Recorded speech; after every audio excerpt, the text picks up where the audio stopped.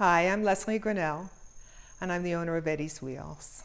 We've been making wheelchairs for 30 years now, and I've been asked by Angela Griffiths to talk to you about how to integrate dog wheelchairs into a rehab program or a maintenance program for dogs with mobility issues, neurologic issues, whatever. So what differentiates Eddie's Wheels from everybody else's cart is the fact that the cart is designed by a mechanical engineer who looked at the canine skeleton and said, how can I support a dog on its skeleton in such a way as to do no harm and to promote healing? And so he looked at the skeleton of a dog and said, I'm going to create a saddle that mirrors the shape and angle of a dog's pelvis. Of the cart, the yoke would sit on the dog's scapula. Because all the carts up until then had a girth strap that encircled the spine, it made no sense to us that a dog with a spinal cord injury would carry the weight of the cart around its back, around its spinal cord. So the yoke should sit on the scapula right above the withers, and the saddle should fit and be shaped just like a dog's pelvis. And the shape of that pelvis is very much determined by the numbers of the dog's measurements. The C&E measurements provide us with the information we need to come up with the saddle that in fact looks just like the pelvis of the dog that it's carrying. This cart was for a dachshund. We call it our CD1 cart. It's actually the most common size cart we make for dachshunds. It's the simplest cart we make. It has little rolling stirrups that you can use to elevate the dog's feet. And there's a little tongue weight. The wheels are set back because we expect dachshunds to be very active little dogs. They only have one speed, fast. So the tongue weight on the shoulders keeps the cart much more stable. This is the style of cart that we recommend for dogs with normal front leg strength who are usually younger. We don't expect them to have any arthritic changes and no issues in the cervical spine. If there are issues in the cervical spine, we can make a balanced cart. But this is where we started from, the standard rear wheel cart. The cart opens like a door. So you pull out the pull pins, set it on the ground, put the dog on its front legs, set their legs into the saddle, raise the cart up over them, put the pull pins back in, and buckle the chest strap, which is right here. And the chest strap should be loose. This is a belly strap for long back dogs to just support that TL junction or wherever that injury might be. This can be moved wherever it's necessary to promote the best movement with the back legs. We always put dogs in a normal, healthy stance, fully weight bearing. So you want to measure dogs with their feet flat on the ground. If dogs need to have their feet taken off the ground, you can use stirrups. If they have ability to move with their legs but have a tendency to knuckle, you can use booties to protect their feet. We find that dogs who are IBD dogs will generally drag their feet on smooth surfaces, but if you aggravate the deep pain response and the reflexes, they might pick their feet up, and this is in fact what happened over and over again with many of the disc dogs that we have worked with over the years. So this cart is a very fine rehabilitation tool in terms of trying to get these dogs into being spinal walkers again. Eddie's Wheels is unique in the world for balancing carts.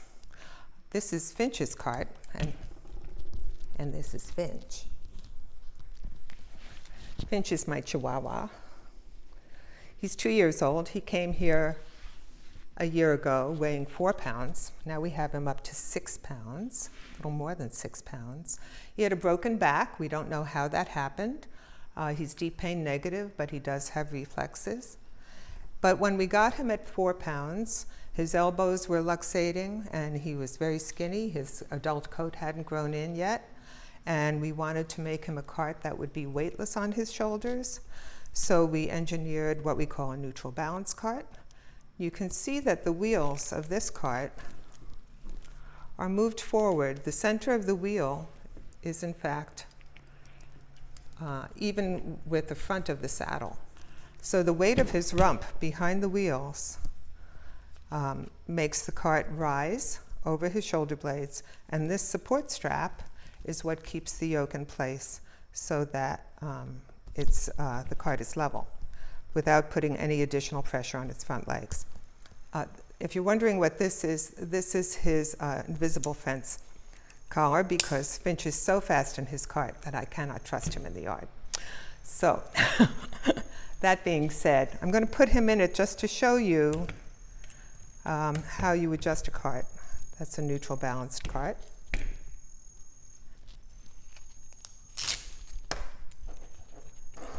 You undo the support strap. Whoops. You tip the dog up on his front legs. Close the yoke.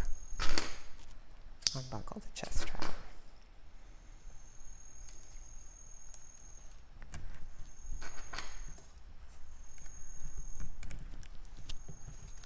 So you can see,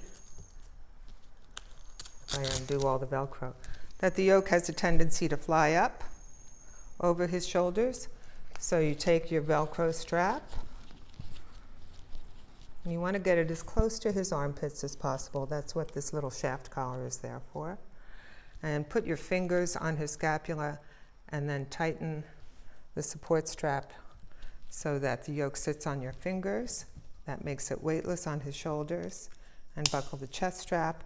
There should be enough slack so that he can stretch out as he's moving. Because in fact, as he's moving in the cart, because the saddle is welded and stays in one place, we're creating traction on his spine. And Finch has gotten 1.5 inches longer since he got his wheelchair. He used to have a little peak in the middle of his back, and that's pretty much gone. So this is also one of the ways that Eddie's Wheels carts help dogs with IBDD rehabilitate. The whole effect of traction is intrinsic to the cart, and we see this time and time again with disc dogs and dogs with broken backs also. Finch also has reflexes. You can see him kick. He's got a very strong withdrawal response, but generally he does not use his legs that much, so he has the option of putting his feet in stirrups. And it's hoped that with more rehab, we'll be able to strengthen his legs so that eventually he may become a spinal walker. So there you go. Good job, Finch. About half of our business is dogs with progressive neurological illnesses, degenerative myelopathy, pug myelopathy. So we have come up with a way to provide these dogs with a progressive cart that they can adjust in order to match the dog's weakness or strength. This is called a variable axle. It's a big long axle with lots of holes in it. So each one of these holes is a place where you can screw the wheels in. And depending on where the wheel is screwed into, the balance of the cart changes. So basically it's seesaw technology. The more weight behind the wheels, the more lift in the front end. So here we are, we have a cart that is basically set at neutral. The center of the wheel is even with the center of the saddle, and the cart with a little bit of weight is perfectly balanced and doesn't want to fall down, doesn't want to rise up, it just sits there. So we're seeing a lot of pugs with what they call pug myelopathy. This was a pug cart. And so what we're finding with pugs is that their ataxia starts in their late middle age, very much like dogs with degenerative myelopathy. It starts out with ataxia and knuckling, and then as they get older, their issues become more involved.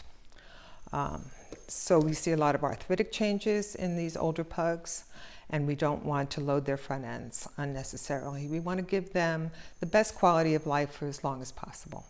So this is what we recommend for dogs with pug myelopathy and degenerative myelopathy. So how do you change the balance of the cart? You simply unscrew the set screw, and you unscrew the axle bolt, and you move the wheels forward. As you move the wheels forward, a percentage of weight is removed from the front end.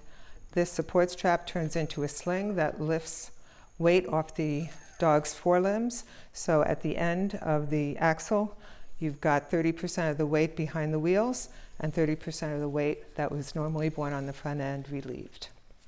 So we can keep these dogs with DM and pug myelopathy going in a two-wheeled cart for a lot longer than they would go in a simple two-wheeled standard cart.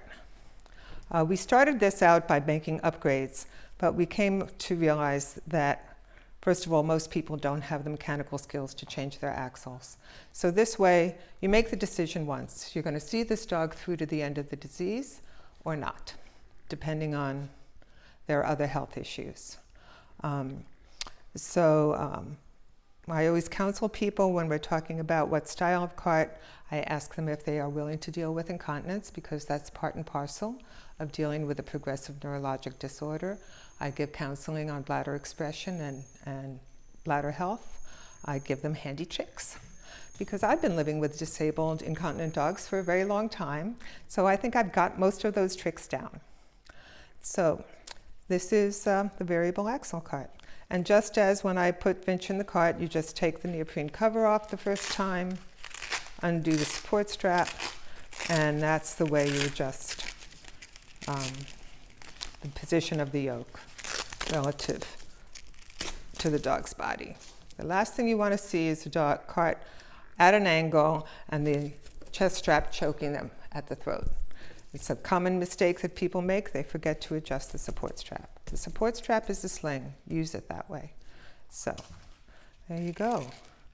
So then there are always going to be a few dogs and owners who are more than happy to stay no matter what their disability is. They're well loved and they lead interesting lives. But when it gets to the point where they're knuckling in the front end and starting to fall down and the counterbalance is not sufficient, we can add detachable front wheels. So if your clients are thinking that they would get 4 wheels for their cart, these detachable front wheels can be added to any cart as long as it has the appropriate hardware. And you can ask your client beforehand if they're interested in getting a front attachment when the time comes. And we can put the appropriate hardware right onto the cart when we're building it, so they don't have to change any parts. And the front end pops right on and off and attaches to the front yoke block. That is a special block with an extra hole and a little guide that you use to align the block with the bracket. Attaches with a pull pin, and then you just screw in the big screw. So it's very simple and it's inexpensive. We do make full quad carts. I suggest you take a look at them on our website. We also make a clinic quad that's adjustable for rehab centers that specialize in large breed dogs. Our clinic quad and quad carts can be used both as hospice and as rehab carts. We've been using this style with the outrigger for dogs with balance issues, dogs with cerebellar hypoplasia and cerebellar abiotrophy. Some of our clients have opted for full quad carts for those disabilities. They both work great. It's a matter of price and weight. This is the lighter option. So for smaller dogs, we tend to recommend this. So this is a really big cart. Our size limitation is 200 pounds. We make carts for mastiffs and giant breed dogs. And we ship all our carts fully assembled, so sometimes the shipping expense can be really prohibitive. So we had to come up with a way of making the delivery of these carts affordable. So one of the ways we can do that is what we call the hinge. And this allows the cart to fold in half and fit into a smaller box. It also allows the cart to fold in half in someone's home or in their car for transportation and for just fitting more nicely into someone's life and size limitations, space limitations. This cart is also bushed here and here, so we could have potentially disassemble the vertical rods and the axle so that the owner can reassemble the entire cart and it can fit into an even smaller box. I want to show the stirrups that we use on large carts. These are the hanging stirrups. They're adjustable for length. We recommend that the stirrups be used capturing the dog here with the paws touching the rear crossbar to give them some feedback. There's no reason to hike up the back end of the cart, back legs of the dog any higher than that. Sometimes we have a need for an additional belly strap, particularly in end-stage DM dogs where they're losing core, so we can add another belly strap. Sometimes we have dogs with rigid rear legs, and the legs will not fit into a normal stirrup. So for those dogs, we have this stirrup. This material is called silicone, and you can wrap it around the dog's leg and Velcro it in place and capture the leg in such a way so that it will not ride up. And you can place this stirrup anywhere you want. It can hang off the back end, or if the dog's legs don't want to bend backwards, you can suspend them from the side rails of the cart and suspend the legs underneath the dog's tummy. So we keep trying to come up with ways to make it all work for all kinds of different disabilities in dogs. We also have custom bolsters because dogs will waste at the end stages of their lives, so we make cushions that can fit into the saddle here right in the front and straighten dogs out who are leaning too hard one way or the other. We have custom bolsters for dogs who have atrophied in the rear and have no longer a tight fit in the saddle. Talk to us about what your needs are, and we might have to invent something for you, but we're happy to give it a try. So the next thing I want to do is talk to you about measuring and assessing dogs for wheelchairs.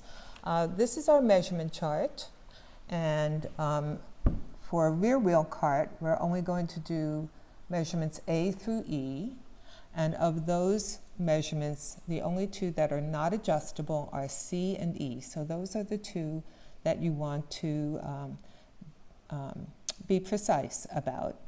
The other thing you need to bear in mind, though, is that C gives you the size of the saddle hole, and E gives you the width of the dog. So you need to think a little bit about this. There's a little art to C and E. If a dog has got use of his back legs, if he has degenerative myelopathy, you want to make the C measurement, you want to give it a little bit of slack so that he has room for range of motion. We will build in more what we consider the right slack, but you don't want to go tight to the skin, okay? And if he's got a lot of fluff, and fluff is a dimension, then you want to go halfway through the fur and include that fluff in your dimension. Same with E. And we have a tool, a caliper, that we are happy to provide to you, along with a metal tape measure. You are not to use a cloth tape because a metal tape measure will give us straight line measurements, and every single one of these measurements is a part of the cart. So the A measurement, which is to the top of the scapula, tells in relationship with the D measurement, gives the proportion between the pelvic floor and the scapula, and that creates the arch of the yoke.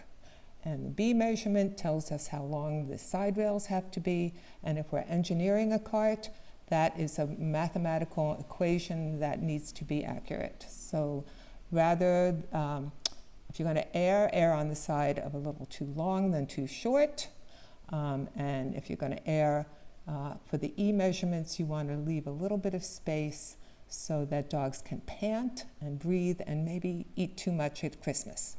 So We make a pro pack, which we are very happy to send out to rehab professionals and veterinarians. It has an assessment guide, which is all of the questions that we ask when we're looking at a dog for the first time. We want to know his age and his weight and his breed. We want to know if he had a disc problem, what discs were involved. We want to know if any cervical discs were involved that we need to protect against. We would never put a cervical dog in a standard cart, so we want to know about those issues. For DM dogs, we want to know when they first noticed the onset of the disease, the toenail scraping on the sidewalk.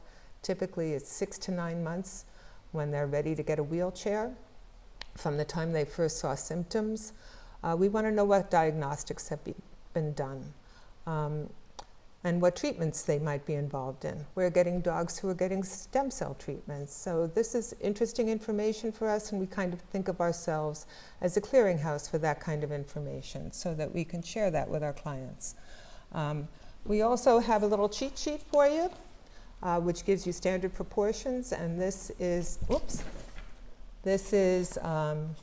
the proportions that we have noticed from measuring a few thousand dogs. There are mathematical equations that seem to more or less work. So if you get measurements that don't fit these guidelines, go back and double check. The dog might have had a roached back and the B measurement might be too short. The dog might have been too stretched out and the B measurement might be too long. Someone who was holding the dog may have been lifting the dog's hind end and fully extending the rear legs without paying attention to a level top line. You want to start with a level top line and go from there. So these are just little crib sheets for you to double check your measurements while your client is there, so you can go back and double check them. We also offer to meet with you by FaceTime or by email while your client is there and review your measurements so that you don't have to have them come back and remeasure. So, as with all things custom, we want to do it right the first time. So this is how we measure dogs. This is Finch, and he's got no strength at all in his back legs. So the important thing is to get your team together, someone at the front of the dog to bait him with treats, and someone holding him at the hips to keep him standing with a level top line. And it's your job as the measurer to make sure that top line is level. So I'm going to reposition his legs right here and say, Finch, stand up. Right there and there. Good boy. Good boy. Keep it right there. So the A measurement is to the top of the withers. So we're going to take our tape measure, put your hand at the top of the withers, and it should be around 9 inches. Then for the B measurement, you're going to go from the center of the shoulder to the front of the rear leg. And that is about 6 inches on Finch. When you get to C, I'm going to come around here. And Victoria, you can move your hand. So we show the full upper thigh. I'm going to move his diaper out of the way so you can see. You want to get the drumstick. Thanks, Finch, for showing us your excellent reflexes. So that's like 2¼ inches. And then for the D measurement, you want to make sure his top line is level, his feet flat on the ground,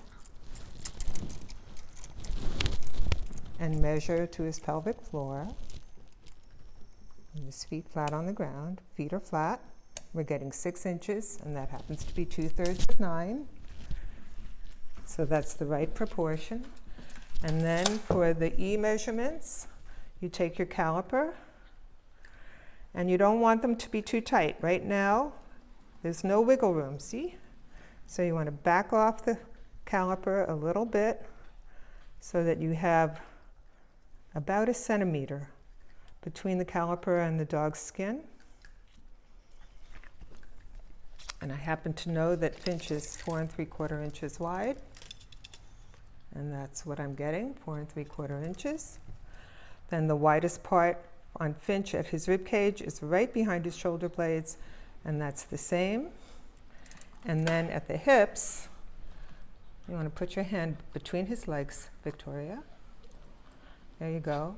And you want to include the musculature of the upper thigh.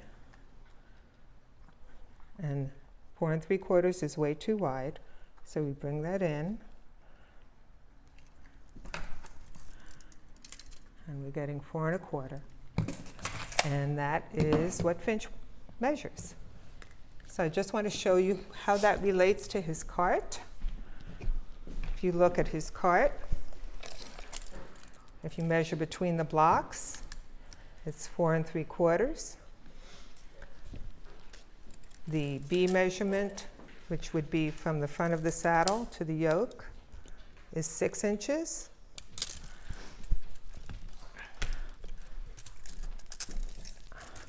The height to the bottom of the yoke is 9 inches.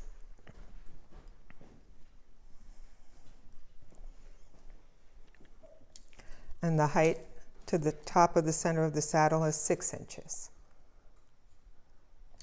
So every part of this cart is a direct relationship to the measurements that we took on him. And that's why it fits so beautifully. So the last piece is taking the measurement confirmation photo. So all we need is to make sure that the dog is in a healthy, normal stance, feet flat on his ground, and the tape measure held in such a way so that the measurement that we see for A is in fact the number you gave us. A is 9. And it should be taken straight on in profile so that we're seeing it as you saw it when you took the measurements. Not overhead, not from below, straight on, square to the dog. So now we're going to put Finch in his cart so you can see how well it all fits.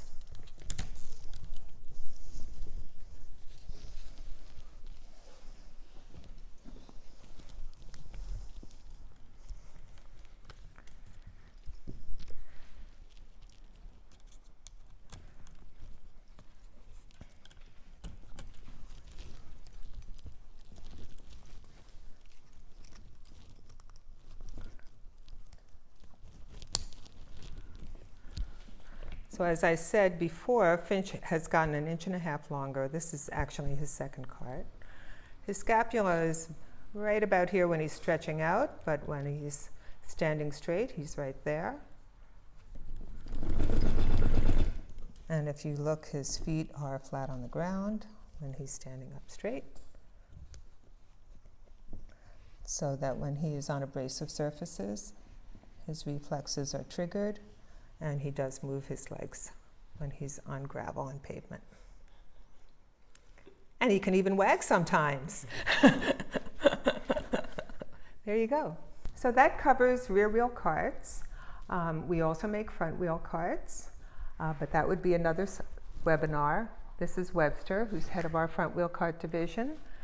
There are additional measurements needed for front wheel carts and quads. I'd be happy to do another webinar about front wheelers for both dogs with congenital malformations and front leg amputations.